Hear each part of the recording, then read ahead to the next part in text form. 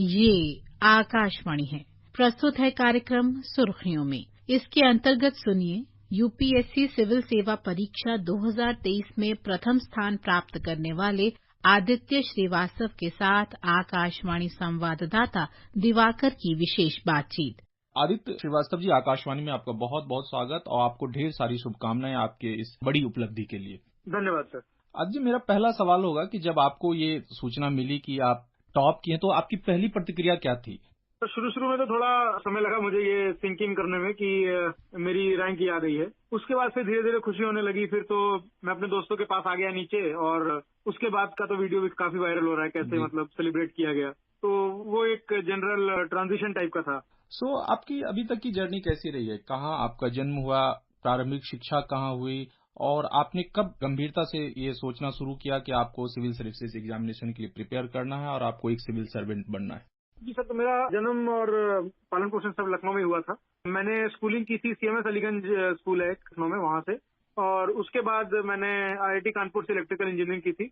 और उसके बाद जब मैं काम कर रहा था गोल्डमैन सैक्स नामक कंपनी में, तब मैंने डिसाइड किया था कुछ कारण सोच करके कि मुझे अब चेंज करना है सिविल सर्विसेज में। तो यहाँ तो अच्छी नौकरी चल रही थी, आप IIT ग्रेजुएट भी हैं, एक अच्छा कॉर्पोरेट लाइफ था, फिर अचानक से आपने कैसे सोचा कि आपको एक सिविल सर्वेंट बनना है? सर, मेरा मेन बात जो मेरे को दिमाग में आई थी वो ये थी कि कॉर्पोरेट जो लाइफ है वो एक डेस्क जॉब टाइप ज्यादा है, और मुझे ऐसा लगता था कि मुझे ऐसा काम करना है जिसमें लोगों के साथ इंटरफेस ज्यादा हो, थोड़ा ग्रास रूट कनेक्ट हो। और इस चीज से मुझे लगा कि सिविल सर्विसेज एक सही माध्यम है मेरे लिए, खासकर जिस प्रकार का पर्सनैलिटी डेवलपमेंट ये कराता है, जो कि ज्यादा होलिस्टिक होता है। क्योंकि जिस तरह की डाइवर्सिटी हमको इसमें देखने को मिलती है, प्लस लोगों के साथ जिस तरह का इंटरेक्शन होता है, तो ये सब कारण सोच करके मैंने डिसाइड किया कि मुझे सिविल सर्विसेज में ही जाना है। किस ढंग से आपने अपनी तैयारी की थी सिविल सर्विसेज एग्जामिनेशन की? क्या आपने सिर्फ सेल्फ स्टडी किया या कोई कोचिंग भी ली आपने? सर, मेरा तो सेल्फ स्टडी था। मैंने घर से ही तैयारी की थी सिविल सर्विसेज की। टेस्ट सीरीज जैसे मैंने की थी, लेकिन जो मेरा कोर था वो सेल्फ स्टडी का ही था। लेकिन आदित्य, एग्जामिनेशन क्लियर करना और फर्स्ट रैंक लाना ये बिल्कुल ही एक दो अलग अलग चीज हैं। तो आपकी स्ट्रेटजी बिल्कुल ही बाकी लोगों से जरूर ही डिफरेंट रही होगी। तो क्या एक खास स्ट्रेटजी थी जो आपने अपना इस मुकाम को हासिल करने के लिए? सर, मोर और लेस तो सारी चीजें सेम ही रहती हैं। जो कुछ खास चीजें थी जो मैंने की धीरे धीरे अपनी गलतियों से सीख करके, वो थी कि पहला प्रीलिम्स में तो मैंने देख लिया था कि सिर्फ हार्ड वर्क से काम नहीं चलेगा, आपको स्मार्ट वर्क चाहिए। आपको सारे पुराने साल के जो पेपर हैं उनको ढंग से एनालाइज करना है। जो पिछले 2-3 साल के हैं उनको खासा उन पे ध्यान देना है कि किस प्रकार से यूपीएससी सही गलत स्टेटमेंट फ्रेम कर रहा है, एक्सेट्रा। और उसके अलावा मेंस में मेरा पूरा फोकस था प्रैक्टिस पे, क्योंकि एक अटेम्प्ट में क्लियर कर चुका था पहले। तो दूसरे मेंस में मेरा पूरा फोकस था कि पढ़ने से ज्यादा ध्यान मेरे को लिखने पे देना है, चाहे वो इलेक्ट्रिकल की प्रैक्टिस हो, चाहे वो रोज की आंसर राइटिंग हो, 10 क्वेश्चन 15 क्वेश्चन जो भी रोज किए जाए। तो आई थिंक ये एक चीज है जो मैं थोड़ा अलग किया था इस बार, जिसकी वजह से मेरे को फायदा हुआ है। और आप ऐसे राइटिंग और एथिक्स जो है काफी महत्वपूर्ण माना जाता है कि इस एग्जामिनेशन के लिए, उसके लिए आपकी खास क्या स्ट्रेटजी थी? सर, मेरी खास स्ट्रेटजी उसमें थोड़ा मदद से भी रिलेटेड थी कि मेरे पास एक मेंटर थे एथिक्स के, और एक मेरे पापा के दोस्त हैं जी। वो काफी नॉवेल पढ़ते हैं, तो उनको काफी अच्छा पकड़ है राइटिंग स्किल्स पे। तो इन लोगों से मैंने ऐसे और एथिक्स के लिए हेल्प ली थी कि अपना आइडेंटिफाई कर पाऊं मैं कि कहाँ पर मेरी गलतियां हो रही हैं, या क्या ऐसा अलग कर रहे हैं टॉपर्स जो कि मेरे आंसर्स में या मेरे ऐसे में मिसिंग है, किस तरह से फ्लो बनाना है। वो सारी चीजें मैंने उन लोग से फीडबैक ले करके अपने आप में और खुद भी एनालाइज करके दोनों तरीके से मैंने सीखी थी। तो आई थिंक ये तरीका मेरे को काम किया। मेनली टॉपर्स की कॉपी से अपना कंपैरिजन करना इंपॉर्टेंट है। और ऑप्शनल सब्जेक्ट आपका क्या था और उसी सब्जेक्ट को आपने क्यों चुना? उसके लिए क्या खास रणनीति आपने अपनाई थी? सर, मेरा ऑप्शनल इलेक्ट्रिकल इंजीनियरिंग था, और वो मैंने चुना इसीलिए था क्योंकि मेरा जो बैकग्राउंड है वो पूरा इलेक्ट्रिकल इंजीनियरिंग का ही रहा है IIT कानपुर से, और उसमें मेरा कंफर्ट भी था। तो इसलिए मैंने डिसाइड किया कि मेरे को यही चाहिए ऑप्शनल। और स्ट्रेटजी जैसी रहे, तो ये तो ऐसा है सब्जेक्ट जिसमें जितना ज्यादा प्रैक्टिस करें उतना ज्यादा इंप्रूवमेंट होता है। तो मेरा पूरा का पूरा फोकस इस बार प्रैक्टिस पे ही था कि रोज 10 सवाल 15 सवाल प्रैक्टिस करने हैं, ताकि उसमें जो गलतियां करने का स्कोप है वो धीरे धीरे खत्म होता जाए।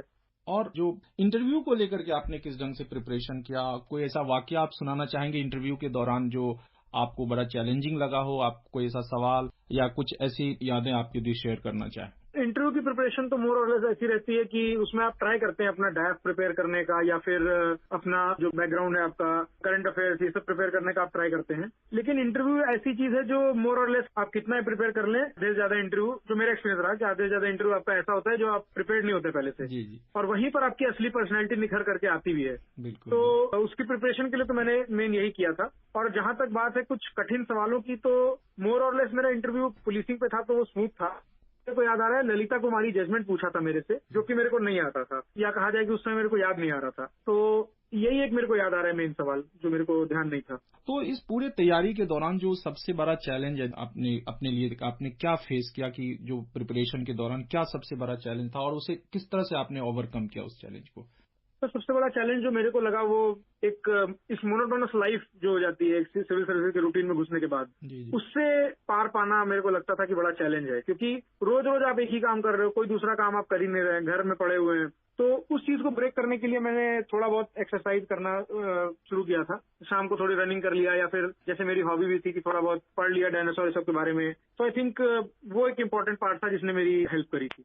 और कोई ऐसा मेमोरेबल क्षण आप यदि शेयर करना चाहें कि आप अपनी तैयारी के दौरान जिसको आप याद करना चाहेंगे कि ये बड़ा ही कठिन दौर था, क्योंकि आप लगातार तीसरी बार दे रहे थे और तीसरा अटेम्प्ट था, तो किस ढंग से आपने अपने आप को मोटिवेट किया इतने बड़े चैलेंज को फेस करने के लिए? सर, तो सबसे कठिन मोमेंट मैं वही कहूंगा जहां मैंने पहला अटेम्प्ट दिया था और उसमें मेरा सिलेक्शन नहीं हुआ था प्रीलिम्स में भी।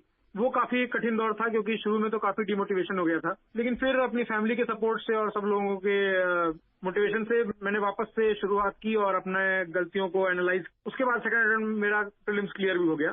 तो आई थिंक वो वाला जो मोटिवेशन था वो सबसे इम्पोर्टेंट था। उसके बाद तो थर्ड अटेम्प्ट के लिए तो मेरे पास पर्याप्त मोटिवेशन था क्योंकि मैं ऑलरेडी सर्विस में था। तो मेरे को बस ये लग रहा था कि अब थोड़ी सी अपनी जो गलतियां हैं वो सुधारनी है और प्रोबेबली मैं अपनी सेकंड चॉइस से फर्स्ट चॉइस वाली सर्विस तक पहुंच जाऊंगा।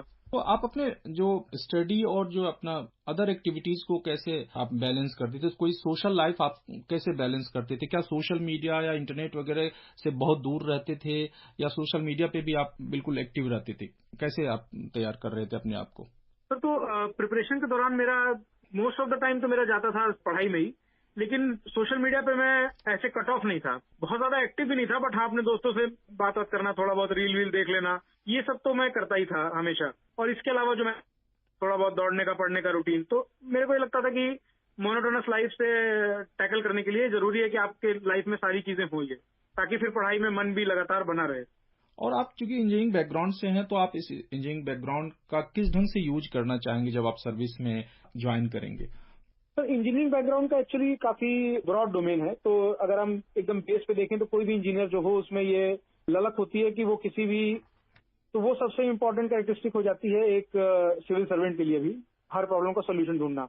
उसके अलावा अगर मैं एकदम स्पेसिफिक में जाऊं कि इलेक्ट्रिकल इंजीनियरिंग, तो आजकल विद्युत हर जगह है हमारे आसपास, चाहे वो पावर में हो, सोलर में हो, या फिर जैसे मेरा थोड़ा काम था वर्चुअल रियलिटी पे, तो उसके थ्रू भी आप ट्रेनिंग प्रदान कर सकते हैं डिजास्टर मैनेजमेंट में या फिर और चीजों में। तो आई थिंक इस तरह से हम अपनी इंजीनियरिंग के नॉलेज को इस्तेमाल कर पाएंगे। और आज एक सिविल सर्वेंट के नाते, चूंकि पहले से ही आप सेवा में हैं और आप चूंकि पहला रैंक लाए, तो जाहिर सी बात है कि दूसरी सर्विस आप कोई ना कोई चाह रहे होंगे, इसलिए आपने फिर से प्रयास किया था। तो आप अपने लिए क्या फोकस एरिया देखते हैं? किन क्षेत्रों में आप काम करना चाहेंगे देश के विकास और तरक्की के लिए? सर, जैसा मैंने बताया कि मेरा प्राइम फोकस तो था कि मुझे इस तरह की जॉब चाहिए थी जिसमें डाइवर्सिटी ज्यादा हो और पीपल कनेक्ट काफी अच्छा हो, जो कि सबसे ज्यादा इंडियन एडमिनिस्ट्रेटिव सर्विस में मिलता है। अगर ये पूछा जाए कि मुझे क्या करने की इच्छा है एग्जैक्टली, तो जैसा हम जानते हैं इस तरह की सर्विस में शुरू में तो आपका पूरा काम सिर्फ ये होता है कि जो सरकार की नीतियां हैं, जो स्कीम्स हैं, उनको आप अपने क्षमता के अनुसार बेहतर से बेहतर इम्प्लीमेंट करें। एक बार अगर आप पॉलिसी फॉर्मुलेशन के स्तर पे पहुंच गए, तब फिर हाँ, मैं चाहूंगा कि मैं हेल्थ, एजुकेशन, चिल्ड्रन, इन सब के लिए काम कर सकूं। और एक और सवाल मैं करना चाहूंगा कि मैंने देखा कि आपकी हॉबी जो है, आप डायनासोर के विषय में काफी इंटरेस्टेड हैं और काफी पढ़ते रहते हैं। इसके विषय में कुछ बताना चाहें आप तो? जी, तो इसमें ऐसा था कि मैं बहुत छोटा था, शायद नर्सरी या केजी में, जब मैंने पहली बार वो मूवीज देखी थी, गॉडजिला, जुरासिक पार्क, ये सब। और उस टाइम मेरे को काफी इंटरेस्ट जाग गया था डायनासोर्स में, उनके मैग्निफिसेंस की वजह से। फिर धीरे धीरे वो इंटरेस्ट डेवलप हुआ कि उन मूवीज का क्रिटिकल एनालिसिस देखने लगा मैं। फिर इन जनरल डायनासोर्स के बारे में पढ़ने लगा और धीरे धीरे वो हमारी हॉबी बन गई। तो इस तरह से मेरे को इंटरेस्ट डेवलप हुआ था डायनासोर्स में। जी, और अभी जो एस्पिरेंट्स हैं वो आप उनको क्या एडवाइस देना चाहेंगे? आप उन्हें क्या संदेश देना चाहेंगे? कैसे अपने आप को प्रिपेयर करें, कैसे अपने आप को मोटिवेटेड रखें? क्योंकि ये काफ़ी महत्वपूर्ण और काफ़ी ही एक तरह से कहें कठिन एग्ज़ाम होता है यूपीएससी सिविल सर्विसेज एग्जामिनेशन।